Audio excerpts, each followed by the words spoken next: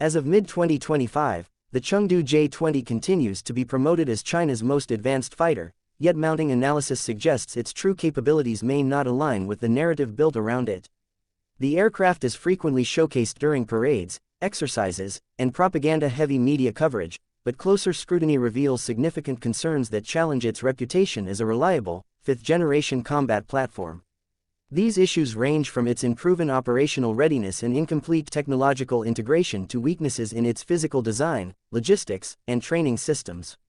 One of the J-20's fundamental shortcomings lies in its propulsion system. Most aircraft are still flying with WS-10C engines, which were initially designed for older fourth-generation jets.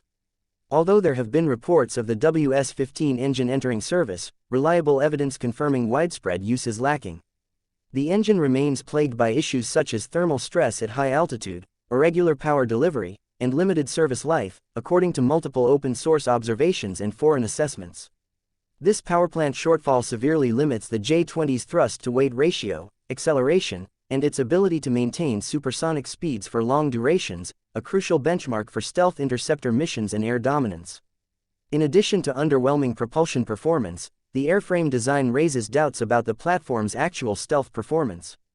The canards, small, forward-mounted wings, significantly improve maneuverability but also reflect radar waves from multiple angles. Combined with engine nozzle geometry that lacks infrared signature masking and the use of non-stealthy composite materials in some sections, these design choices suggest that the aircraft's stealth profile may be optimized only for narrow frontal engagements and not for all-aspect survivability.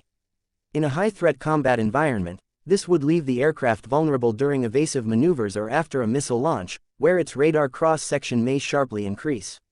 Furthermore, the aircraft's low observability coatings and materials are believed to be less durable than originally claimed. Field maintenance under non-climate-controlled conditions risks degrading the radar-absorbing materials that are vital to maintaining stealth. Observations from publicly available satellite imagery and imagery analysis from airbases indicate that not all J-20s are stored in hardened, controlled environments, suggesting that long-term durability of these coatings is uncertain. In combat scenarios, where turnaround times and maintenance support may be limited, this degradation could compromise the aircraft's survivability. Another major area of concern is its avionics and electronic warfare systems. Official Chinese sources have stated that the J-20 includes cutting-edge radar systems, infrared search and track, and integrated electronic countermeasures. However, there is no independent confirmation that these systems can operate cohesively under real-world combat stress. The aircraft's sensor fusion capability, the ability to combine radar, optical, infrared, and other data streams into a real-time tactical picture, has not been demonstrated in open trials.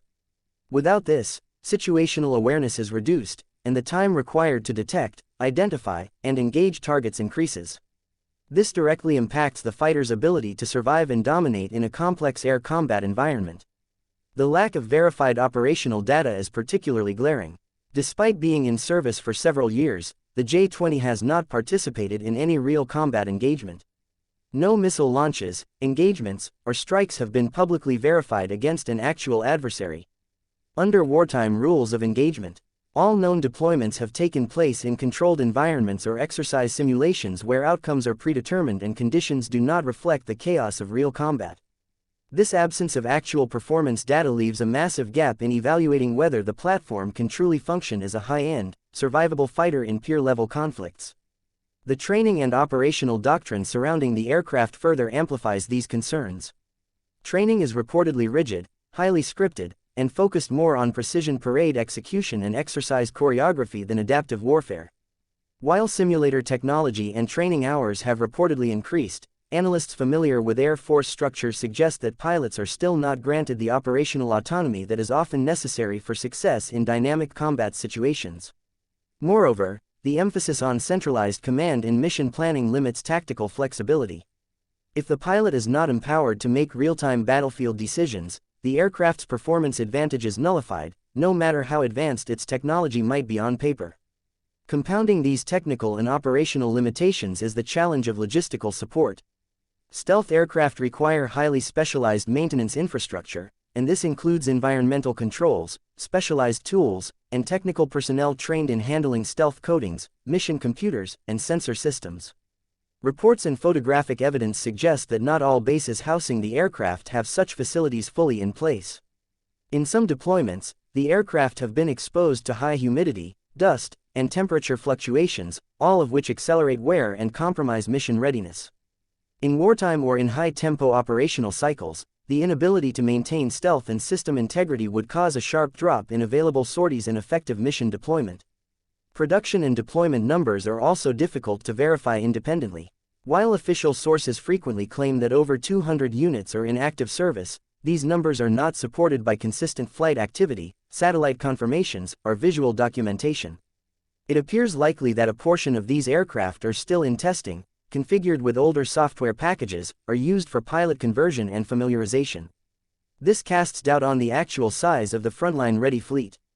Furthermore, aircraft variants differ in configuration, meaning that the most advanced versions are only present in select units, while others lag behind in engine integration or sensor suite capability. The lack of transparency surrounding the program further adds to the credibility issue. No incidents involving test failures, engine problems, maintenance backlogs, or aborted flights have ever been officially acknowledged, despite evidence suggesting that such events have occurred. The deliberate suppression of negative news, combined with exaggerated performance claims, creates a misleading picture. When aircraft systems are hidden from scrutiny and negative data is suppressed, it becomes difficult to assess whether the platform can be relied upon under pressure or whether it will suffer from systemic vulnerabilities in war. Finally, while the aircraft continues to be promoted as a sign of technological achievement, many observers increasingly view it as a strategic image tool, intended more to project national prestige than deliver consistent combat effectiveness. The heavy focus on public displays, flyovers, and exercise showcases contrasts sharply with the absence of validated performance data or engagement history. In this way, the platform risks becoming more of a symbolic asset than a proven warfighting machine. Although the J-20 represents a significant leap from earlier generations of aviation technology, its full-spectrum combat readiness remains unproven. Without high-performance engines across the fleet, validated stealth in multi-angle threat environments, reliable sensor fusion, independent pilot operations, sustainable maintenance systems, and most importantly, combat experience, the aircraft cannot be conclusively classified as a fully functional fifth-generation fighter. Until these gaps are addressed and verified through transparent, operational data, its image as a dominant air power tool will remain overshadowed by questions about its true capabilities and practical reliability in actual war scenarios.